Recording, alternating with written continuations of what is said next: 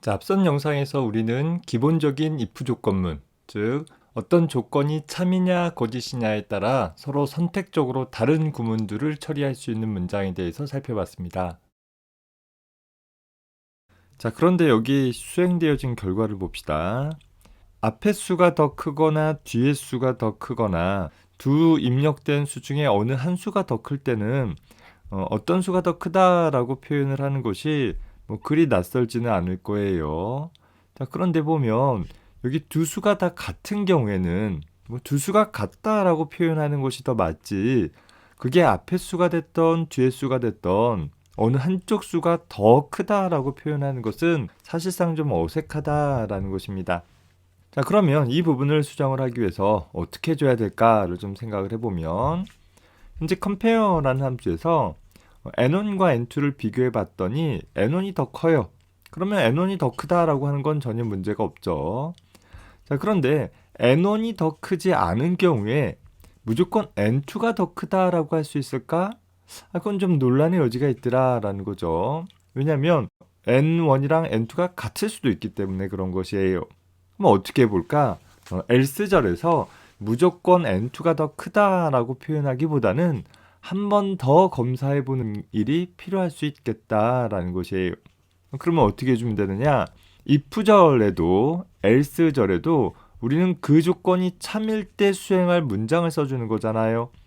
그러면 내가 하나의 출력문을 써주는 이 자리에다가 또 다른 if문을 써줌으로써 하나의 if문 안에 또 다른 if문을 중첩하는 구조로 구성을 해볼 수도 있는 것입니다.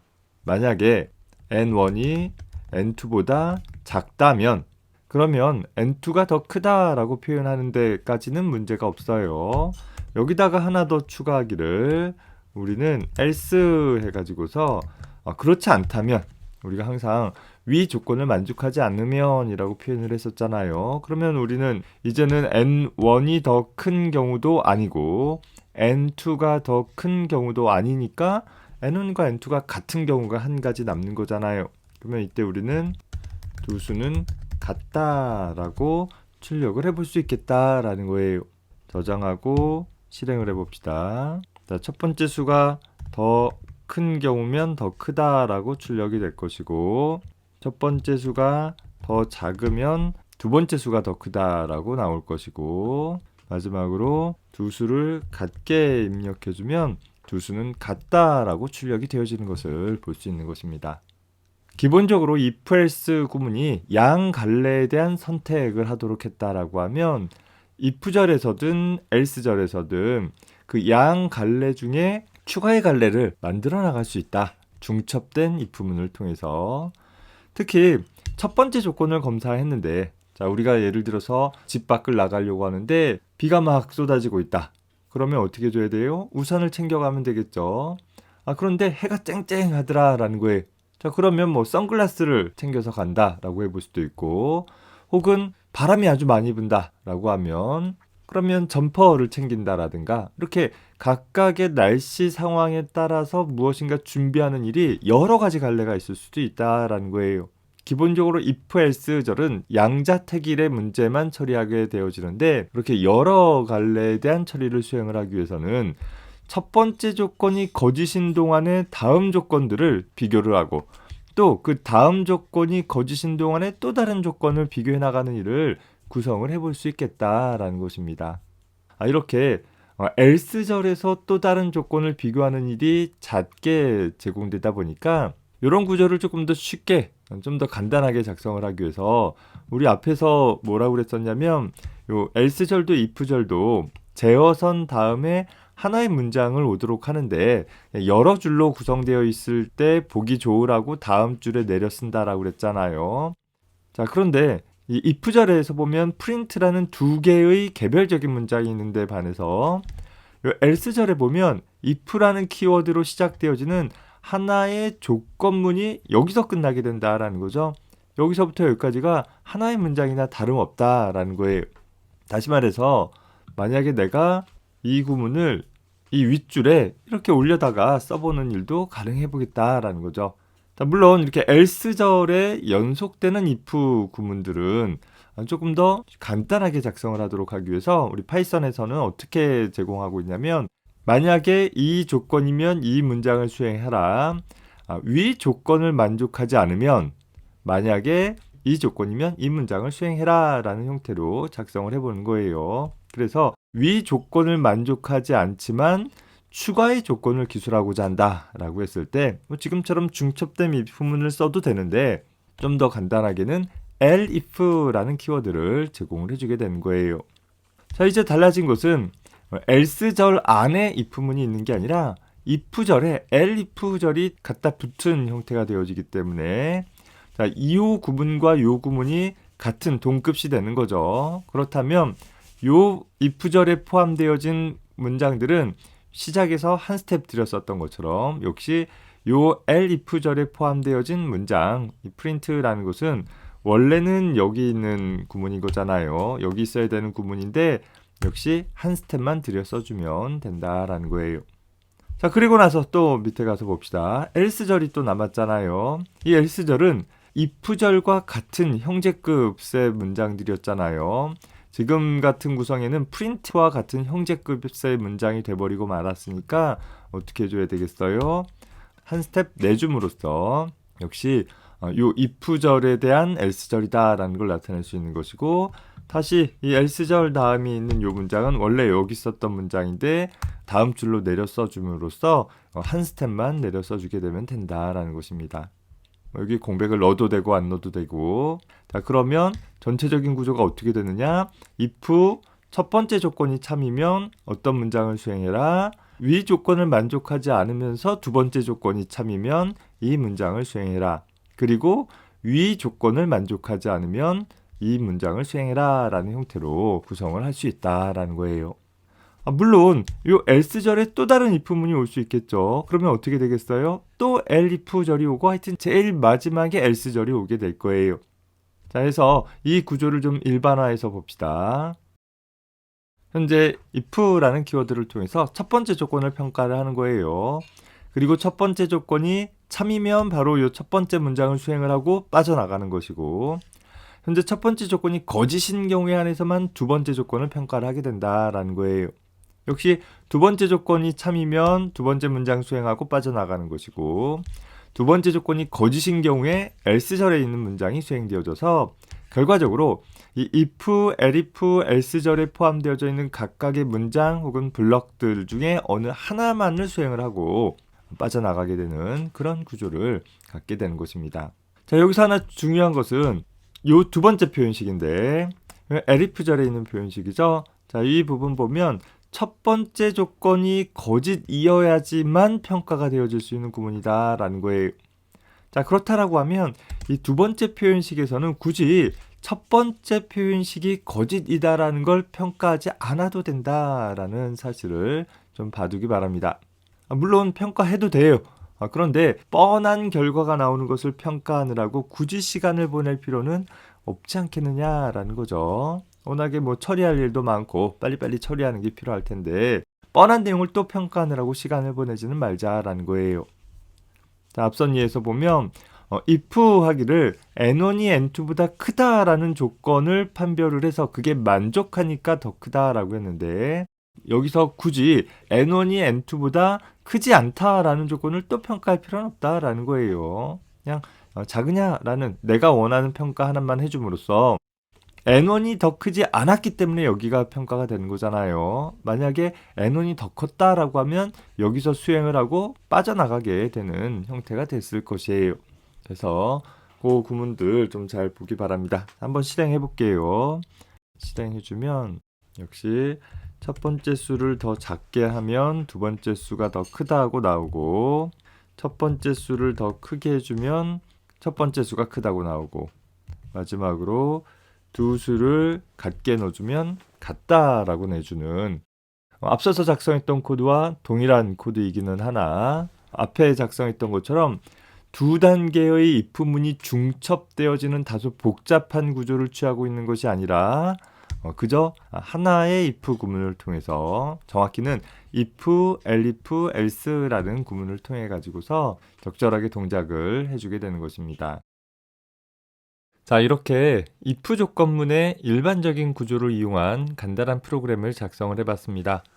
자, 항상 우리 프로그램 작성은 내가 사용할 사용자 정의 함수가 소스 코드의 상단에 있기는 하지만 일단 이 부분이 바로 수행되어지는 건 아니었고 주 프로그램의 시작에서부터 처리되어진다 라고 했었죠.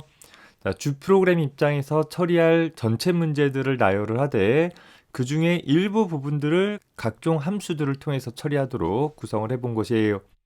그래서 보면 11번째 줄에서 우리는 한 학생에 대한 성적 점수를 정수로 입력받았다라고 가정한다면 스코어라는 변수에 저장을 했다라고 하면 그 변수의 값을 14번째 줄에서는 calcgrade라는 함수를 통해서 이 성적에 대한 학점을 얻어오도록 처리를 해본 것이에요.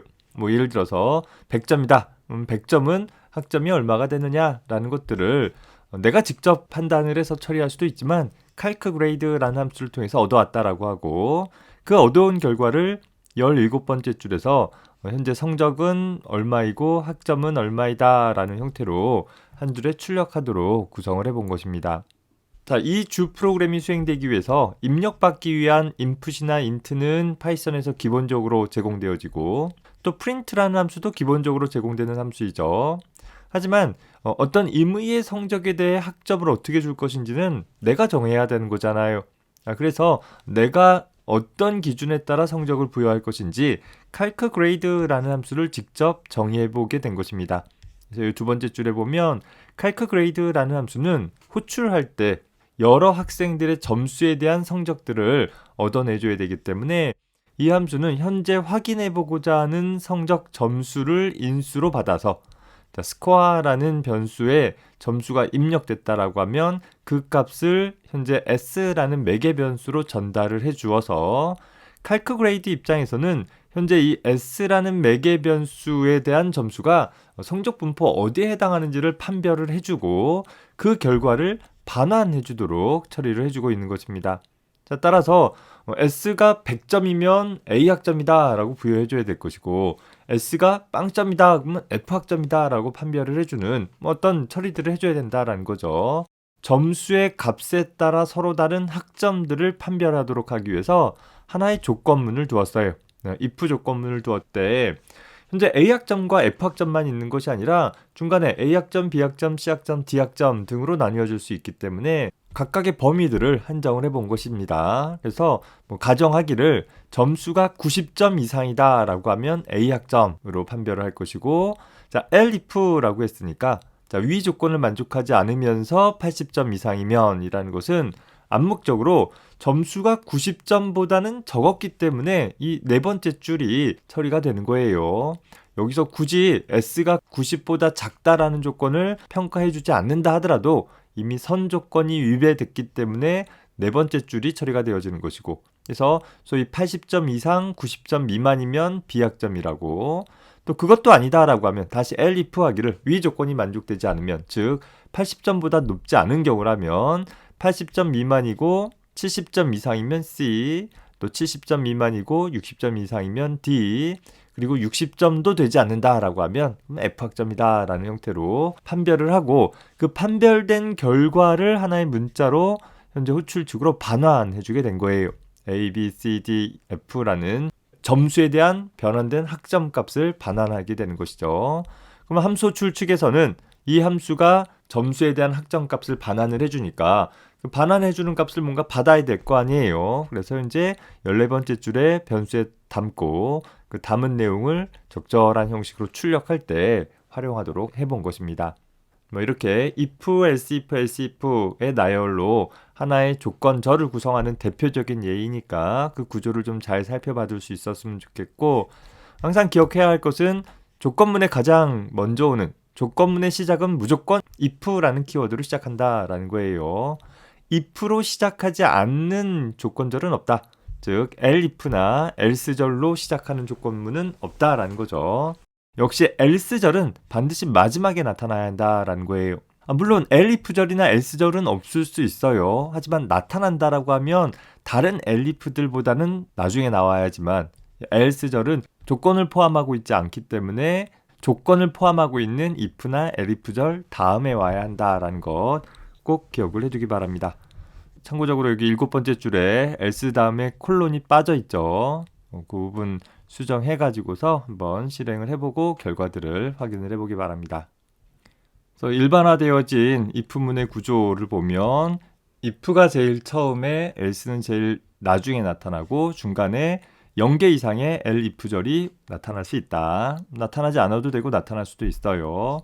자, 항상 if절도 elif절도 또 else절도 제어선 부분들은 콜론으로 끝나고 그 제어선에 의해 처리되어질 문장들은 보통 다음 줄에 한 스텝 들여써서 표현을 해준다라는 거 기억해 주기 바랍니다.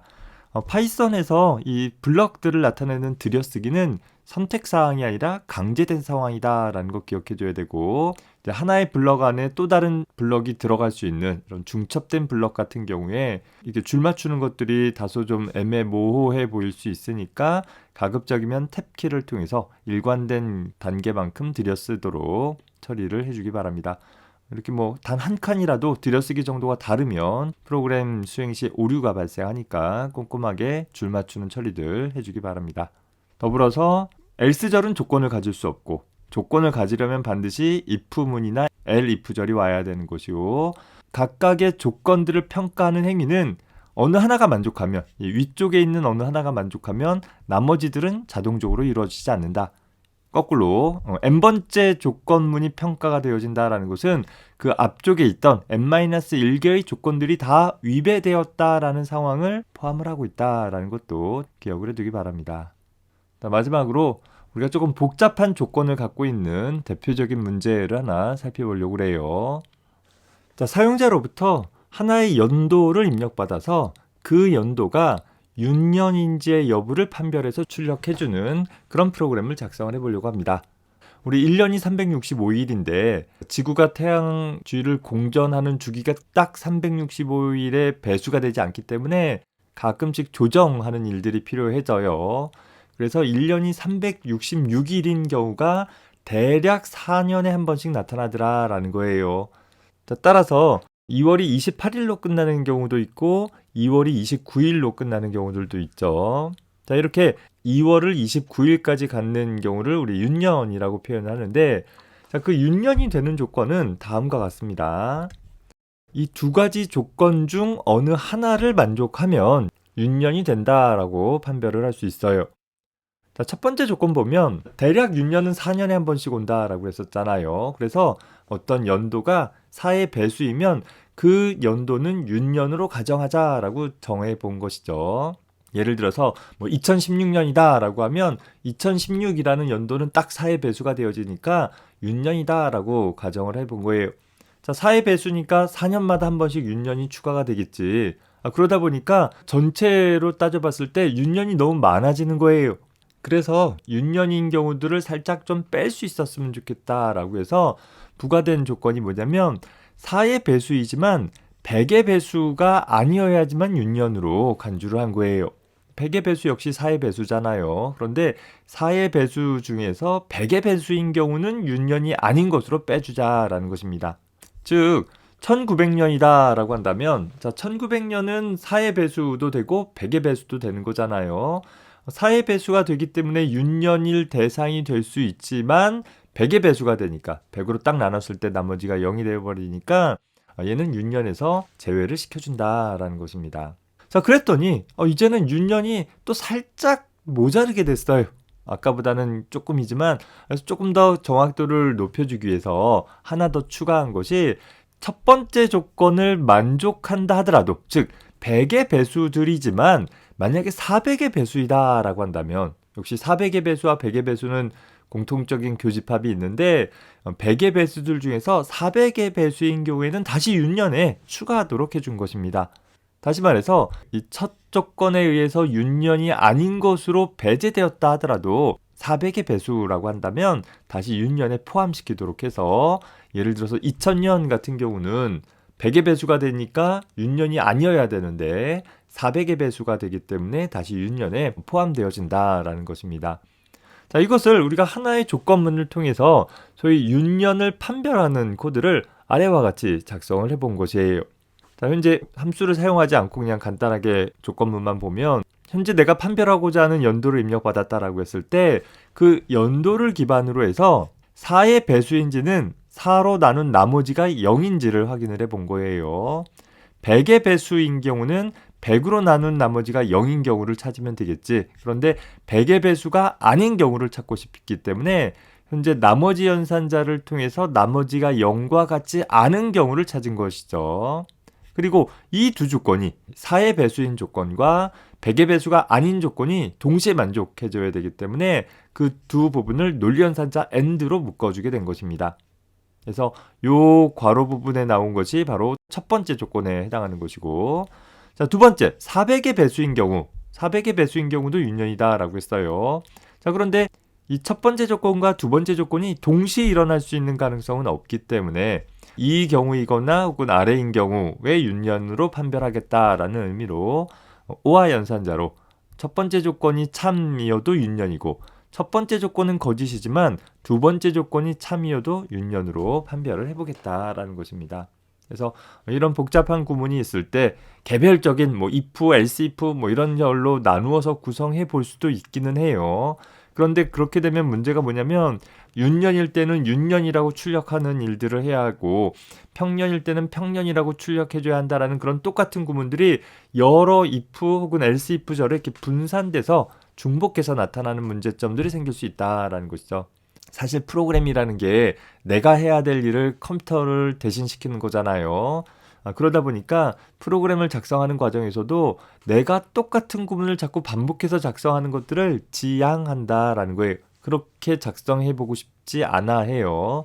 따라서 한 번 작성했던 부분들을 자꾸 반복적으로 사용하도록 하는 앞서서 봤던 함수 같은 구문들이 일반화되어진 구조가 되는 것이고, 또 소스 코드 중에서도 중복된 구문이 나타나지 않도록 작성하도록 자꾸 지향해가고 있어요. 그래야지 나중에 유지 보수하기가 훨씬 더 간단해지기 때문에 그런 거겠죠. 그래서 어떤 하나의 결과를 출력할 공통의 조건들을 이렇게 논리연산자로 묶어준다라고 하면 그저 우리는 윤년인지 아닌지 딱 두 가지 경우들이 있는 것이고, 윤년일 조건들을 묶어두되 그 경우가 아닌 모든 경우는 평년이다라는 형태로 단순화시켜 볼 수 있다라는 것입니다.